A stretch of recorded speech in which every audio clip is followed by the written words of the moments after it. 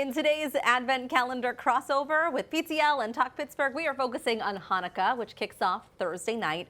And we want to show you a traditional dish with a twist that you can make for the 8-night festival. We have the co-owners of 18 Cafe at Pinsker's, Daniel and Baila Cohen, here with us today. Thank you so much for coming in. Thank you for having us. And happy almost Hanukkah. We're just a couple days away, so the pressure's on. And so what are we making today? So we're making two types of latkas. Latkas are a traditional fried food. We try to make things with oil, reminiscent of the oil that burned in the temple, that people use in their menorahs, or some use candles. But anyway, we are making. It's a twist. So yes, it's right here. This is what the end product looks like. Yes, this is a potato latke with sashimi tuna and ikura, yes, salmon roe, avocado, some microgreens, pickled ginger. Wow, it's a beautiful dish. And this is a similar thing. This is with the rice latke. That's with the potato latke. We're going to make the potato latke now. This is a rice latke, which is sushi rice, which has been formed into a rice cake and fried, of course, in the oil with the same toppings, topped with wasabi mayo and spicy mayo. So in here you have some grated potatoes. Yes. Is that right? Okay. Grated potatoes. We're going to put in some eggs. There's also grated onion in here that we all did on a box grater. You can do it in a food processor. And what do we have in here? This is matzo meal, or you can use panko. We need a little bit of that to tighten it up. So just to hold it all together, bind it. Yeah, and some salt and pepper. And some salt and pepper. And you know, I think we can all appreciate the tradition and the meaning behind so many of the dishes. Yeah. As you mentioned, the oil, there's so much that ties into the reason for the celebration.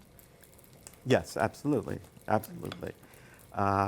We'll additionally later this week in the restaurant we'll be making donuts. Many people, especially in Israel, do donuts of different sorts and really get into that. We'll be doing those. It would have been a little difficult to do those here without, but. And so down here you have some rice in a pan that you're kind of trying to form together. Yes, it's it's not quite. I know. Isn't it hard to come into somebody else's kitchen and cook? Absolutely. I mean, nobody tells you these things. Absolutely. You're in somebody else's kitchen when you're used to your own. And Baila, tell me a little bit about what you offer at Pinsker's and having the cafe. The cafe is newer, is that right? Yeah. About 6 years. The cafe is about 6 years old, and it's a combination of sushi and meat and power foods. But what we have, and I guess what we also have for both the cafe and the restaurant, we have a really nice wine selection. We actually brought a few that pair with the dishes that are being made here now. And we have certain ones that we carry exclusively, and they're kosher. All of our wine selection is kosher. But our cafe is right next door to our Judaica store, which has been there for a very long time. For a very long time. We brought a couple of things that show you some of our Hanukkah selection. We really have We're actually about 70 years. And we have some dreidels, and we have a variety of the menorahs that we light. We have some electric ones, and we have just a beautiful selection of candles, and we sell a really nice bunch of menorahs also. And you said 70 years this month for Pinsker? I think so. From the records that we can find, we're the fourth owners, but the... the name Pinskers are from the original owner, the family that started it. And it started mainly as a wine store, and what this started out as a sacramental wine store. And now you guys have been able to carry on the tradition with some kosher wine. And we pair them, and that was kind of the impetus for the restaurant and the cafe. It started as a wine bar just to sell more wine. Now we pair wines with our dishes. And this Yeah, can you tell me a little bit, while these are frying up, can you tell me more about this? This looks beautiful. This is, we call this our 18 salad. Wow. It really can be topped with anything, but I did this with a London broil. It looks lovely. Let's give you a little bit of... Oh, top it off. So it's, we have mixed baby greens, roasted root vegetables, roasted beets, candied pecans, some roasted red peppers. What else do we have in there? Everything good. It is lovely. Thank you. So people can You got- come in, they can eat. Can they also take out? Yes, absolutely. We do a lot of takeout. They can go into the store, they can buy a bottle of wine, or they can have a glass of wine with their meal.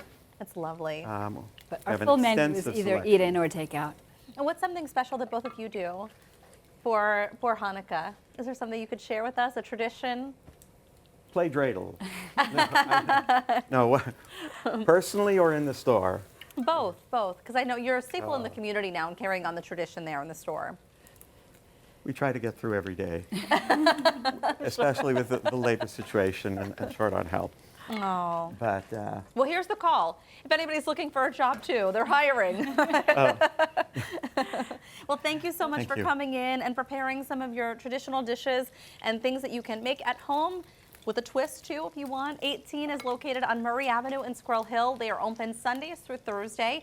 Their lunch hours are 11:30 a.m. to 2:30. but that's only by reservation right now. By reservation only, as you heard. They reopen for dinner from 5:30 to 8:30. Is that also by reservation? We prefer reservations, but we're there. We prefer reservations and pre-orders if you could.